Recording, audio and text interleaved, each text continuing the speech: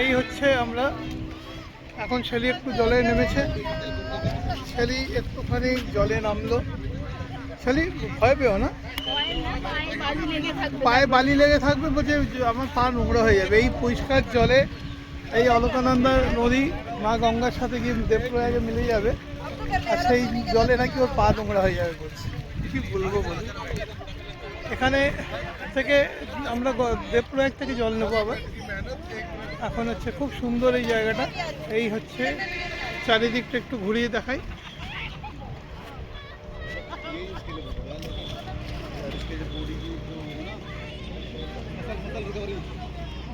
এই যে শালি একটু হাতটা নাড়ো, শালি তোমার একটু কিছু ফিলিং বলো, একটু বলো, একটু ভালো করে বলো।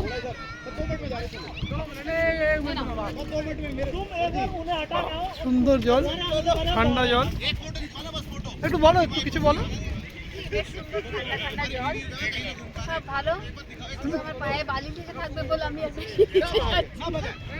কিন্তু এই জায়গাটা জলে না, তাছাড়া ড্যাম থেকে জল ছাড়লে প্রচন্ড জলে বেড়ে যাবে।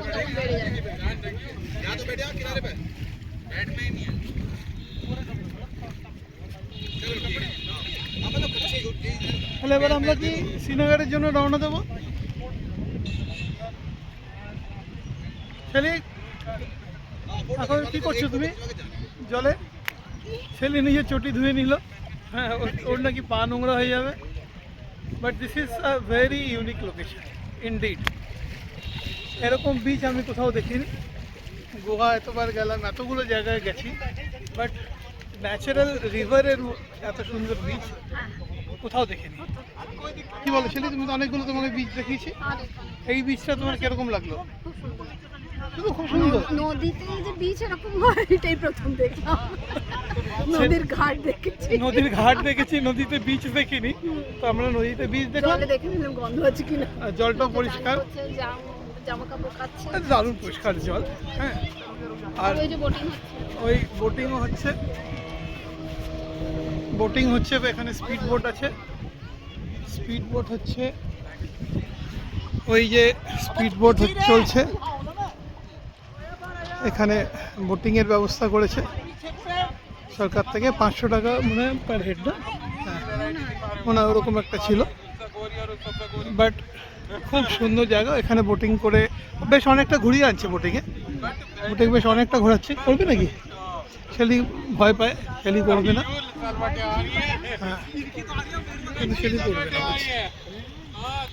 এই হচ্ছে আমাদের একটা ছোট্ট হল। এইবারে আমরা আমাদের রুল অ্যাবাইডিং এখানে বলেছে কিছু না করতে, নিজে না।